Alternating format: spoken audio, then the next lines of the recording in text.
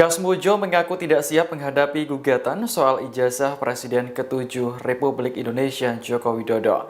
Oleh karena itu, dirinya menjalin komunikasi dengan Fakultas Kehutanan UGM. Dikutip dari Kompas.com, hal itu disampaikan Kasmujo setelah dikunjungi Jokowi pada Selasa 13 Mei. Kasmujo adalah dosen pembimbing akademik saat Jokowi masih berkuliah di Fakultas Kehutanan UGM. Namanya turut digugat ke Pengadilan Negeri Sleman bersama Rektor UGM, Dekan Fakultas Kehutanan, dan Kepala Perpustakaan Fakultas Kehutanan.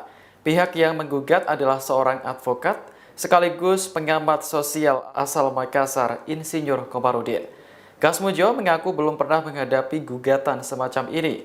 Semua hal terkait dengan perkara ijazah dan gugatan akan diserahkan kepada Fakultas Kehutanan untuk memberikan penjelasan.